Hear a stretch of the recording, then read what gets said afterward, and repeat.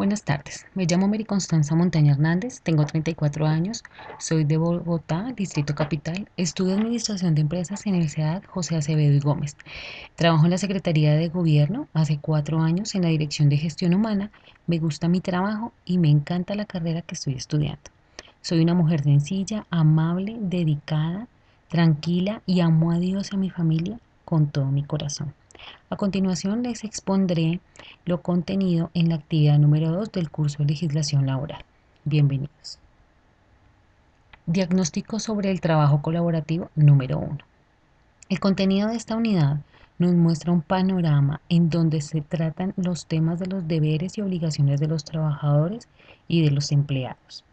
Como tal, la actividad que se realizó fue la siguiente. A partir de una entrevista con diferentes candidatos, se vio la película del método, pudimos conocer los perfiles y las personalidades de las personas de los que allí salían. Se realiza la solicitud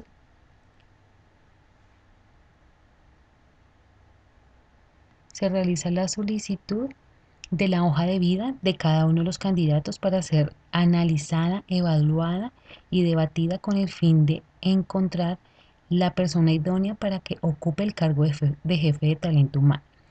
Una vez escogimos la persona idónea, se procede a hacer la vinculación, el contrato de trabajo y afiliaciones a seguridad social. Por otro lado, se procede a realizar la liquidación de la nómina del personal administrativo de forma quincenal y mensual de la compañía que nos plantean según el rol de trabajo que tenemos cada uno. Cada uno tiene que hacer la liquidación de una nómina, se realiza en equipo y con las herramientas que nos proporciona como es la de Google Drive. Se muestra el proceso que se debe llevar a cabo para una vinculación en cualquier compañía y con la responsabilidad que se adquiere ante el trabajador y el empleador al tener la relación laboral. Bueno, como segundo tema entonces tenemos la socialización de los temas, como es el salario y sus elementos constitutivos.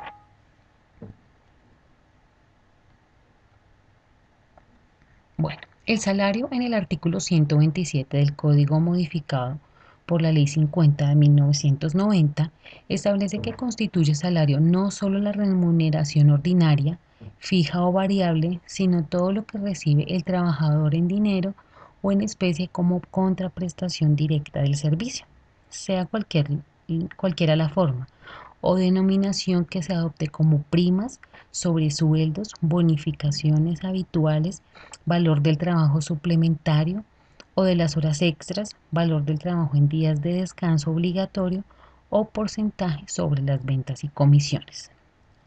Eh, Ahí también se puede establecer que los viáticos, según el artículo 130 del Código, los viáticos permanentes constituyen salario en aquellas partes destinadas a proporcionar al trabajador manutención y alojamiento, pero no en lo que solo tenga por finalidad proporcionar los medios de transporte o los gastos de representación.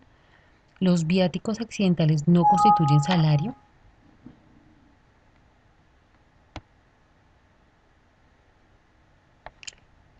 Los viáticos accidentales no constituyen salario en ningún caso y son aquellos que se dan con motivo de un requerimiento extraordinario, no habitual o poco frecuente. No constituyen salarios.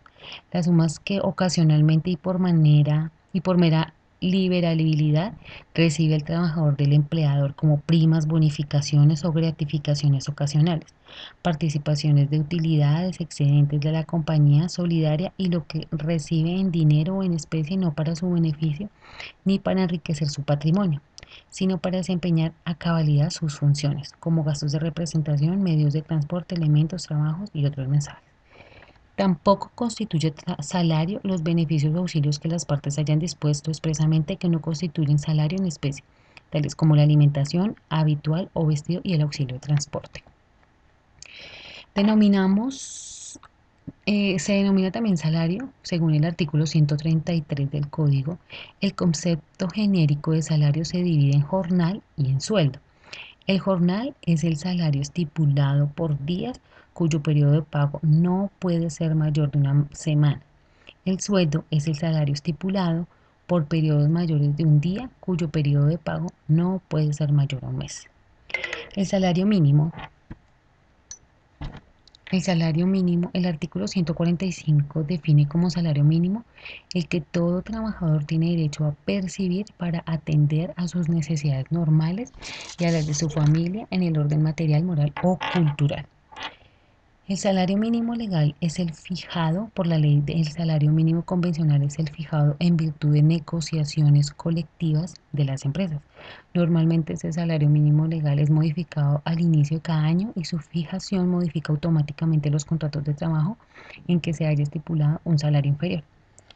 El salario integral, de conformidad con el numeral segundo del artículo 132 del Código, cuando el trabajador devenga un salario ordinario superior a 10 salarios mínimos legales mensuales, valdrá la estipulación escrita por un salario de, además de retribuir el trabajo ordinario, compense de antemano el valor de prestaciones, recargos y beneficios tales como el correspondiente al trabajo nocturno, extraordinario o al dominical y festivo, el de primas legales, extralegales, las cesantías y sus intereses subsidiarios y suministros en especie, y en general las que incluye en dicha estipulación, excepto las vacaciones. Las vacaciones no van en el salario.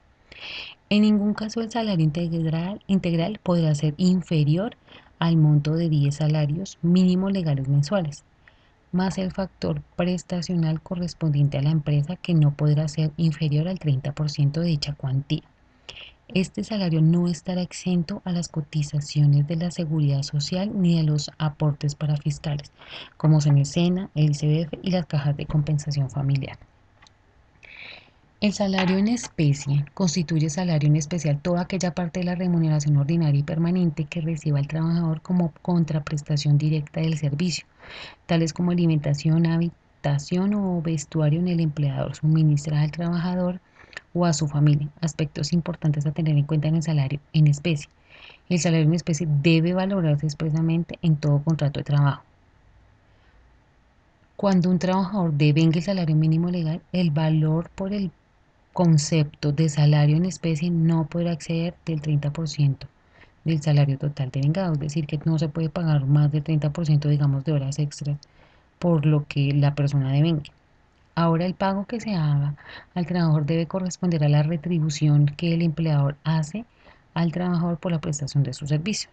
Esto quiere decir que aquellos pagos que no corresponden a una contraprestación por la labor del trabajador no hace parte del salario.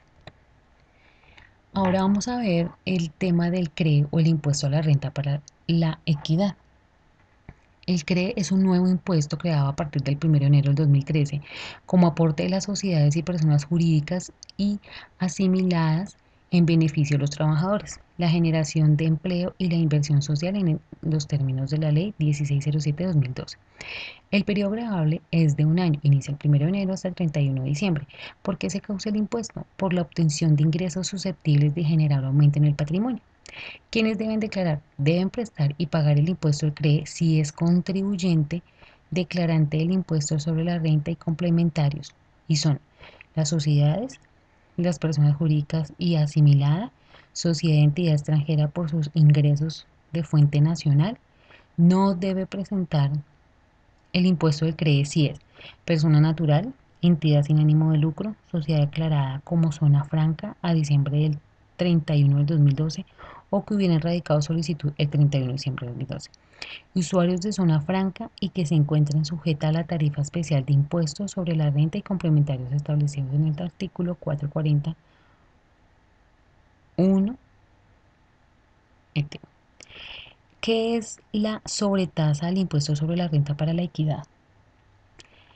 CRE, la ley 1739 del 2014 en el artículo 21, crea la sobretasa al impuesto sobre la renta para la equidad. Esto, o CRE, por periodos grabables 2015, 2016, 2017 y 2018, a cargo de los contribuyentes señalados en el artículo anterior, que ya dijimos quiénes son los que deben cancelar. Y listo. No serán sujetos pasivos de esta sobretasa al impuesto sobre la renta para la actividad CRE los usuarios calificados y autorizados para operar en las zonas francas, costa afuera. El plazo para declarar y pagar es el definido en el decreto 2972 del 2013, modificado por el decreto 214 del 2014. El CRE se pagará en dos cuotas iguales, así, de acuerdo con el último dígito del NID del declarante que conste en el RUT sin tener en cuenta el dígito de verificación. La declaración y pago primera cuota es el 50%, inicia el 14 de abril y termina el 27 de abril.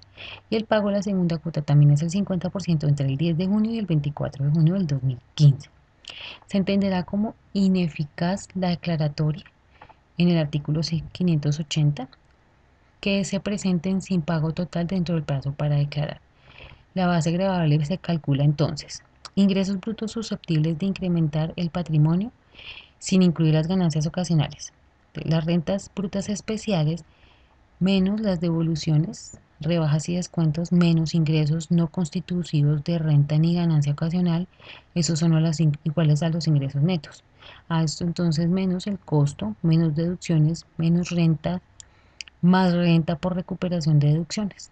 Eso es igual a la base gravable del CRE. En todo caso, la base gravable del CRE no podrá ser inferior al 3% del patrimonio líquido del contribuyente que el patrimonio que el contribuyente liquidó en el último día del año gravable inmediatamente anterior. Las siguientes son las tarifas que son sobre tasa al impuesto sobre la renta para la equidad CRE. Entonces, en el 2015 es el 5%, en el 2016 el 6%, en el 2017 el 8% y en el 2018 el 9%. ¿Cómo declaró el CREI por sobretasa? Las personas jurídicas están obligadas a declarar virtualmente, por lo tanto, la declaración del impuesto sobre la renta para la equidad CRE se presentará a través de los servicios informáticos electrónicos de la DIAN. Las declaraciones presentadas por un medio diferente por parte del obligado a utilizar el sistema electrónico se tendrá como no presentadas. La entidad dispone de una cartilla que le guíe paso a paso en el proceso y la encuentra en la ruta que estamos colocando, que es de la DIAN. ¿Cómo pago el CRE y su sobretasa? Se puede pagar de manera virtual a través de los servicios informáticos electrónicos o directamente en los bancos. Para ello se debe diligenciar el formato 490, el cual lo puede diligenciar por el sistema o adquirirlo de manera gratuita en los puntos de atención de la DIAN. ¿Quiénes son autorretenedores en el impuesto CRE? Y su sobretasa a partir del 1 de septiembre del 2013 para efectos del recaudo y administración del impuesto sobre la renta para la equidad CRE. Todos los sujetos pasivos del mismo tendrán la calidad de autorretenedores. La retención se liquidará sobre cada pago o abono en cuenta realizado al sujeto pasivo de este tributo de acuerdo con la tarifa que corresponda a la actividad económica. Esto lo dicta el decreto 14 del 2014, donde figuran las actividades económicas con su correspondiente tarifa.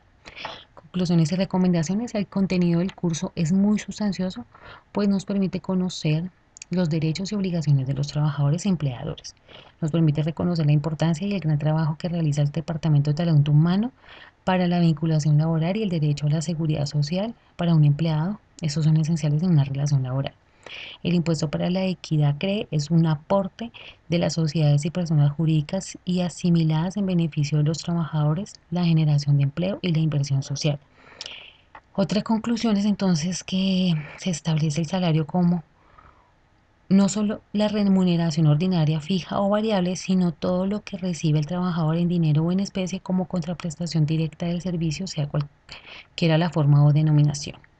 Recomendaciones: se debe leer toda la reglamentación, régimen y contenido en las unidades para entender y tener en cuenta sus efectos. Hay que valorar y aprovechar las oportunidades que nos brinda Dios de tener un trabajo y contar con percibir un salario y prestaciones de ley que nos garantizan por lo menos la atención en salud.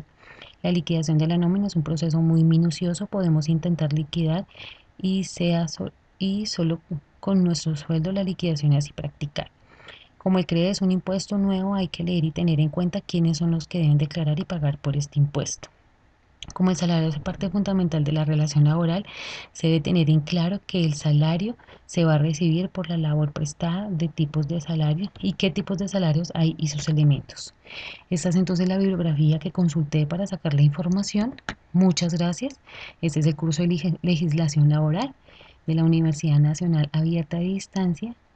Me despido de ustedes. Muchas gracias. 2015.